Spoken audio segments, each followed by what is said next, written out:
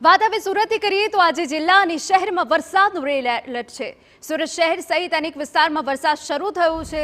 શહેરના કતારગામ, અઠવા ગેટ, અડાજણમાં વરસાદ જોવા મળી રહ્યો છે। વરાછા, અમરોલી, પીપલોદ, પાંડેસરા વિસ્તારમાં પણ વરસાદ જોવા મળ્યો છે। 5 દિવસ પછી વધુ એક સિસ્ટમ બને તેવી શક્યતાઓ દેખાઈ રહી છે।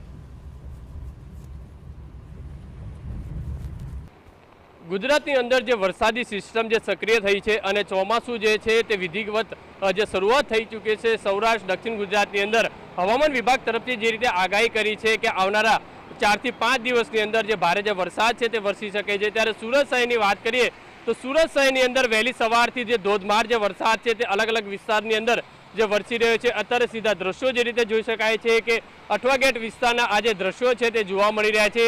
સુરત શહેર અને આજુબાજુના જે જિલ્લાઓ છે, જે ગામડાઓ છે, તેની અંદર વહેલી સવારથી જે ધોધમાર જે વરસાદ વરસી રહ્યો છે અને તેના કારણે છેલ્લા ઘણા સમયથી જે ગરમી જે ચાલી રહી હતી, ગરમીની અંદર લોકોએ જે રાહત અનુભવી રહ્યા છે ઠંડકની, કારણ કે છેલ્લા ઘણા સમયથી જે ગરમી ઉકળાટ હતો તે જોવા મળી રહ્યો હતો અને તેના કારણે લોકો છે તે હેરાન પરેશાન થયા હતા।